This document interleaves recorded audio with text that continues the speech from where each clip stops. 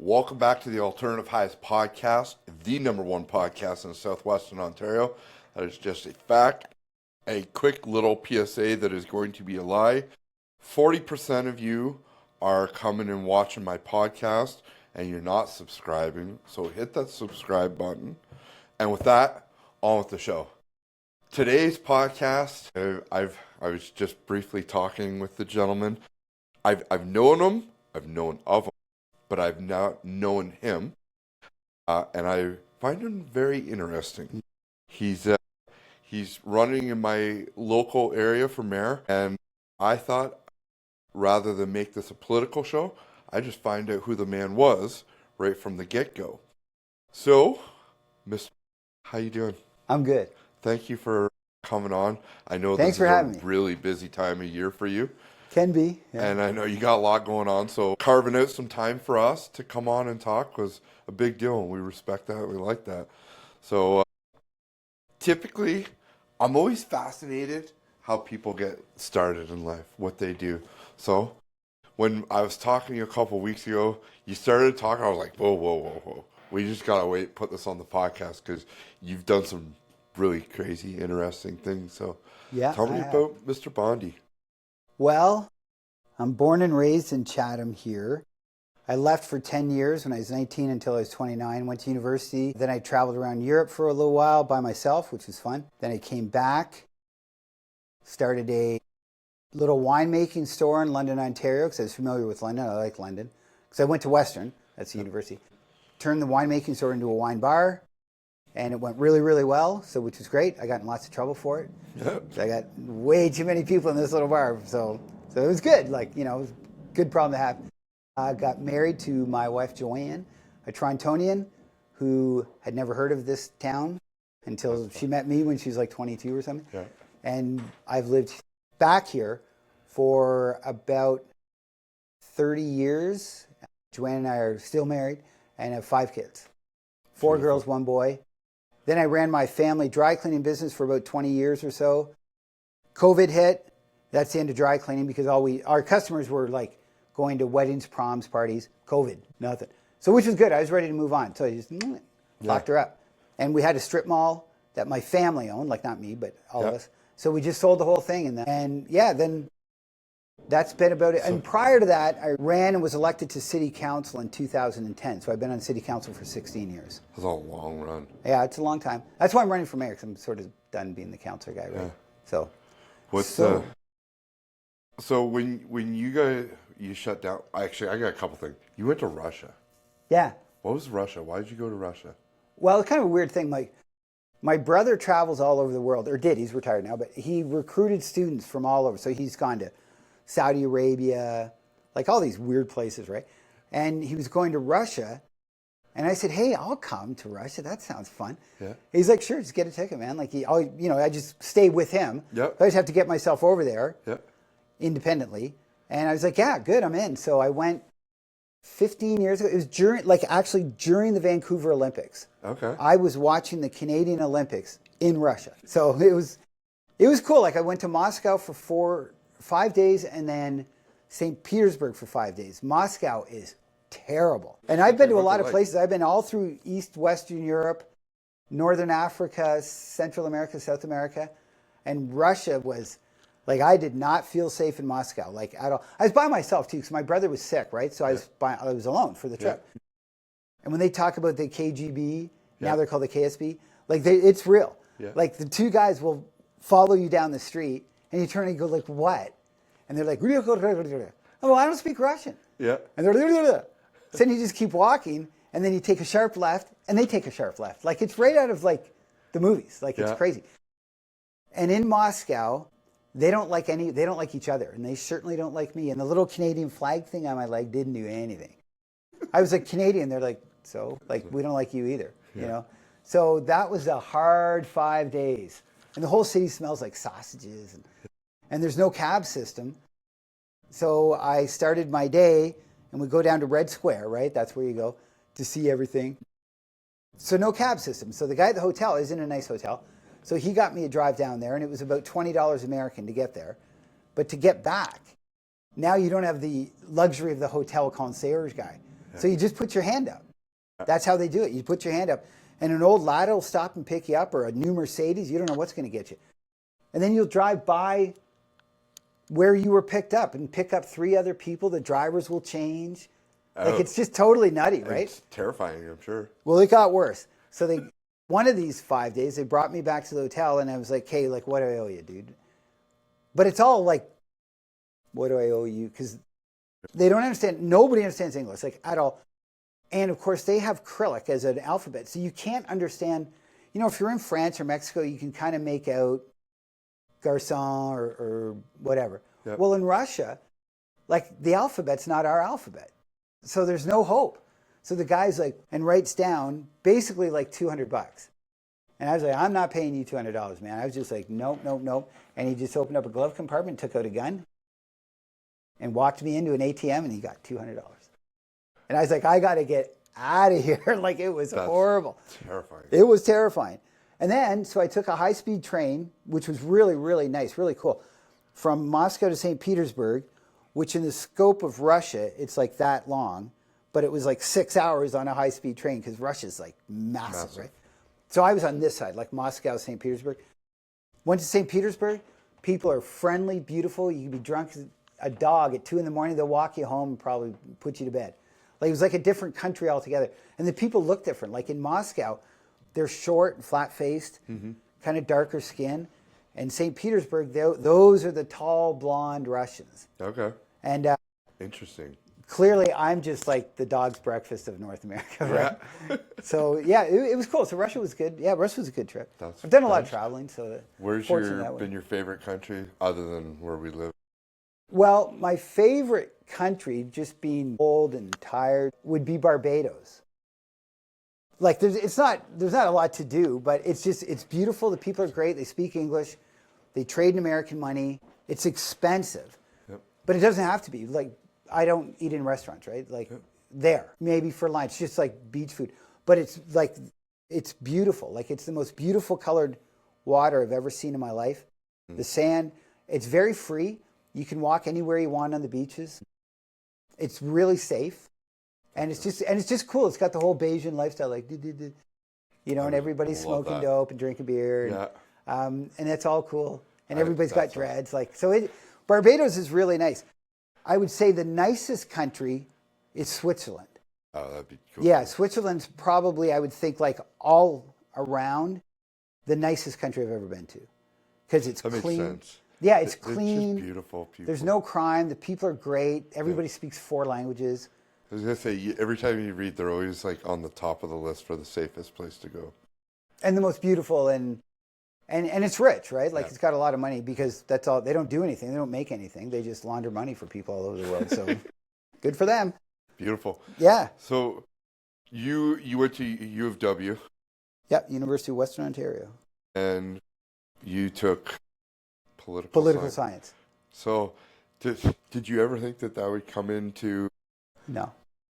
And when you did that, you're like you said earlier, this was just to get a degree. Yeah, like my parents were. Oh, I loved it. It was great. Because like every time I've chatted with you so far, you're like always willing to help.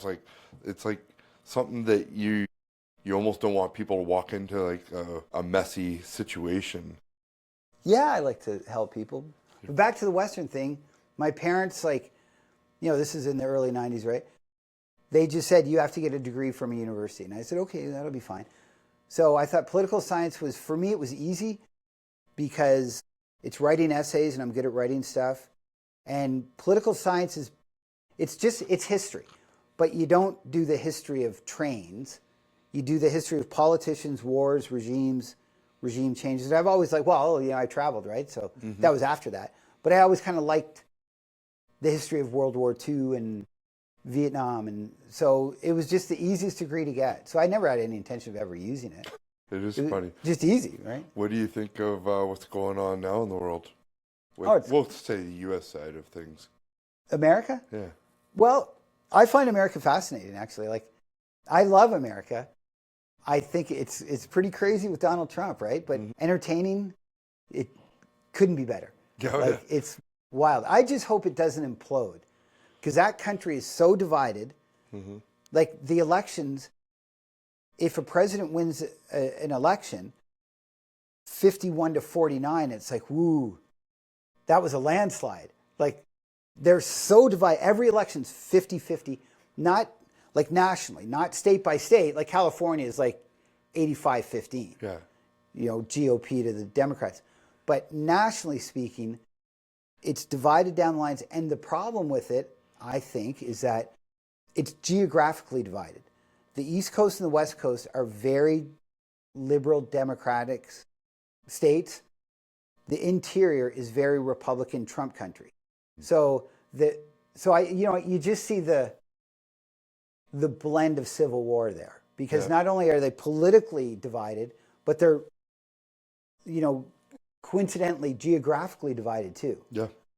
And they've got more guns than they've got people. They've got 1 trillion rounds of ammunition. That doesn't include the military or the police forces. No. Like that place, it's never going to be invaded by land. No. They don't even need an army. That's fine. Just get the good old boy to open his garage up, right?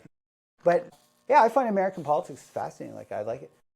Like, I don't despise Donald Trump. I think he's kooky, but I like his policies. Like, as a Canadian, no, it's not so much. I don't like what he's doing to us. But I get it. Like, when people say, all Donald Trump cares about is the United States. That's his job. He's the president of the United States. So. Makes sense. Well, that's what, when people say all he cares about is America. Well, I hope all Carney cares about is Canada. Yep. Like, that's his job, is to represent Canadians. But Trump's just a nutcase, right? So, but he's fun. He's fun to watch. He's definitely entertaining. So then, flip side, what do you think of Canadian politics? I think it's better with Carney. Like, I'm a conservative, so I wouldn't vote for him.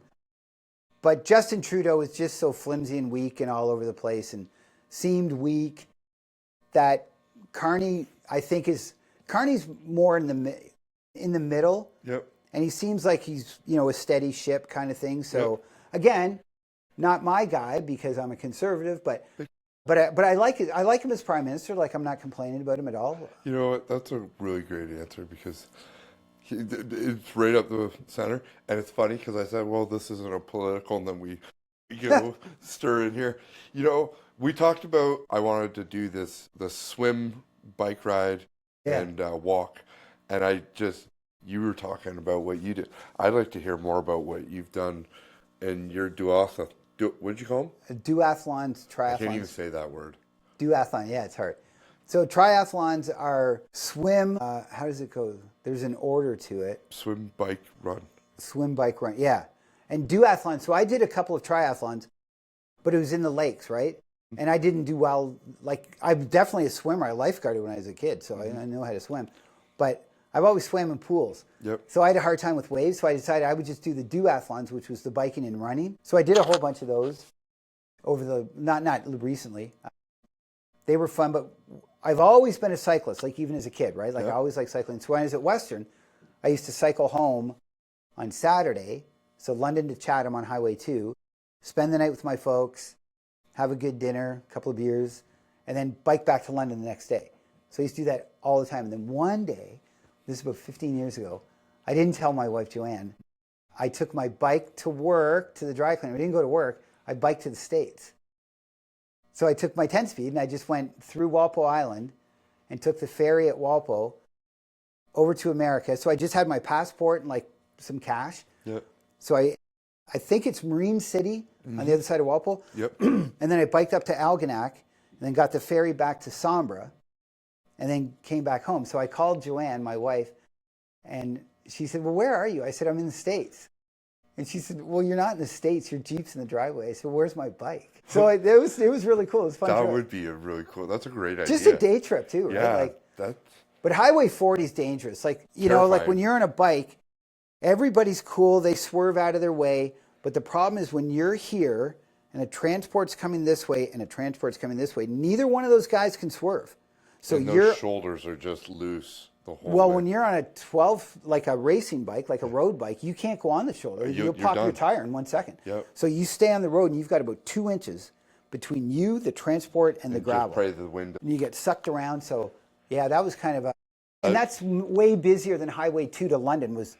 There's lots of room on Highway 2. So it's those Highway 2 and 3. feel like, but 3 would be very buggy in the summertime to try and do Oh, it that. would along the lake, yeah. Yeah. But it was fun. I'm glad I did it. Like, it was sort of You fun to. ever think about doing that again? No. No, I'm too old. There's a gentleman. So you talked about swimming. Yeah. So I grew up in Rondo. My parents have a cottage out there.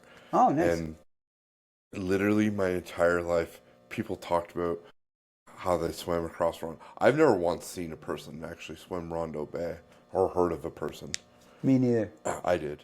You did it? You swam across I the bay? swam across. I documented the whole thing.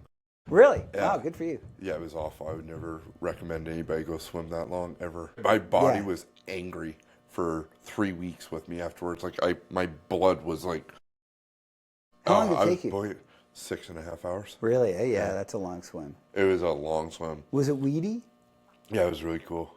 No, weedy. Yeah, it was like Oh, the weeds were the cool part about it when your goggles on and watching everything move. Like it was a July. It was actually. I'm coming up on the anniversary. It was July 25th, so it was a beautiful day, hot. I had my parents rode beside me on the Sea-Doo, so if anything happened, I was Really, safe. eh? But like the bay was glass, and it was just one of the coolest things. There was a couple spots of weeds like where you're like, man.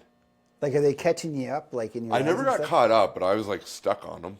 Like Yeah. I could not get through it. It took me like an extra 20 minutes, and like when you're exuding that kind of energy and you get on the other side of it, you're like, fuck, this is tough.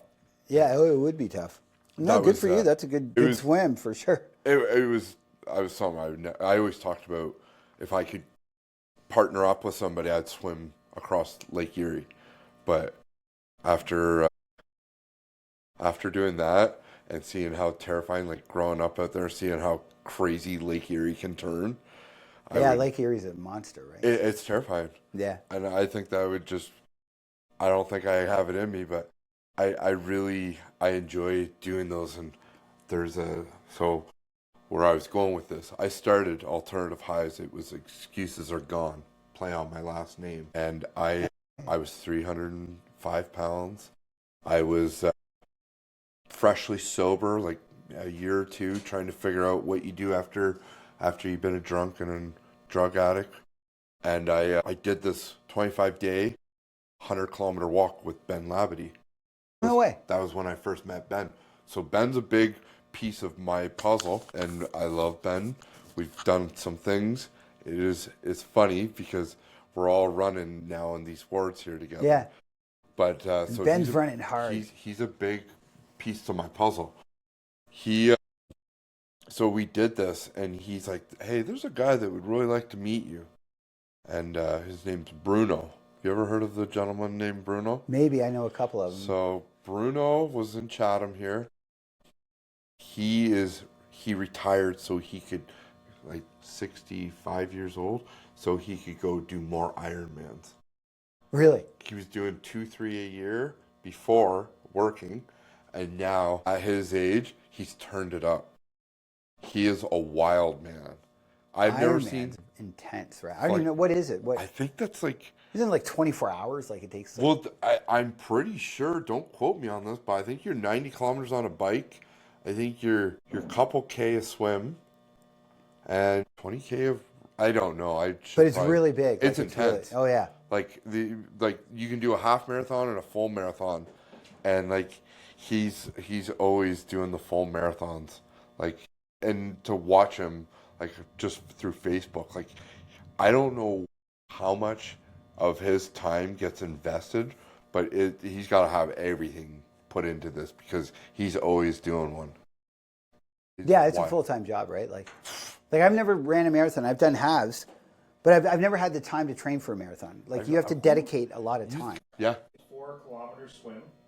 Holy, so it's a full marathon, like a full run. Okay, wild. Holy. Yeah, that's Okay, too won't much. be doing that. Yeah, I won't even be attempting that. That's way too much for me. Yeah, that's intense. But I've heard like the Ironman stuff is. Well, the ones to get to like Hawaii, to the big one. Yeah. I met one dude. I was sitting at the YMCA here in town, and this guy we just never met, started talking, and all of a sudden he just told me about, because he had a little tattoo that was 42 on the back, no other tattoos. I'm like, well, what's that mean? He's like, I was for the Ironman in Hawaii. And I'm like, okay. And then he told me everything that he went through to get to it. I was tired for him of what he had to do to get to there because that is intense. Yeah, that's full time. So you sell you get rid of your dry cleaner family business. Yeah. Did you have any ideas of what you wanted to do? Because you went into real estate. Yeah, well, so the way that worked, so I closed the dry cleaner. I didn't go bankrupt. I put up a sign, closed in 2 weeks. So come and pick your stuff up because I'm out of here. So, and then we sold the building, right? So I stayed in business but we sold the building very quickly. We didn't get a lot of money for it. Like we could have got more, but I wasn't willing to hang on for a year. Yeah. So this is just when COVID hit. So it was March of 2020. And as soon as it hit, I decided that's it, I'm out. Yeah. So I got out pretty quickly. I didn't have any idea what I was going to do, but I had 5 kids at home and it was like hard COVID, right? So I spent a lot of time at home with kids, which was great, right? Like we did really well in COVID because people said, oh, how do you do it? You got 5 kids. I'm like, yeah, thank God. So there were 7 of us in this house, and we got a pretty big house, like old farmhouse sort of thing in the middle of town, but not luxurious, but just spacious. Beautiful. So 5 kids plus mom and dad. We had lots of fun. Yeah. Like nobody was bored. We had 5 plus 2 adults. So we had theme nights for dinner all the time, and so it was cool. So I didn't really have any plan on what to do. Didn't really care. Then I thought, well, I got to do something. So I thought I was always interested in real estate. Like I liked it. So I did sort of go a little squirrely, right? So I thought, well, I'll take the real estate course, and so I was able to, because I was a city council, right? I said, can I use an office at City Hall? Like I won't see anybody, like because of COVID. And they're like, yeah, sure, just use room 212 over there. So I'd go every day and do a couple hours of the course. Because the course is very long, actually, it's very arduous. So eventually, I get my license, right? So that's just the way it goes. So I got into it, and I didn't like it. Like I didn't want to sell real estate. So I sold like 5 houses really quickly, made a lot of money, 5 houses. And of course, the course was rather expensive too. So that covered all the costs and made a little bit extra money. Then I thought, no, I still was in. And I went to TJ Stables because I like horses and da-da-da. And Terry Jenkins of TJ Stables said, well, you're a pretty handy guy. Like, why don't you work a couple afternoons a week out here? Yeah. And I said, okay, we'll make a deal. Like, I'll get horseback riding lessons. First time I got on a horse, I was 50 years old. Shit. Yeah. So I said, okay, we got a deal. So then it just morphed into like I've worked there. Well, I resigned a couple of weeks ago for this campaign thing. Like temporarily, I don't know. I might go back. But 4 years. So I worked on a horse ranch for 4 years. And it was great. Learned everything. Not everything, because you'll never know everything about horses. It's wild. It's a but world. You loved it. Loved it. It's great. Good, hard work. Like I did everything. I cleaned stalls, like shovel horse shit. There's something to it. As a guy that worked in the suit world, there's something more to it when you're working with your hands and you can see visually what you've done at the end of the day. Oh, it's great. Yeah. And working with and getting very comfortable with horses, right? Like I can't even imagine. I think that sounds like the dream. It was great. Like I've wondered.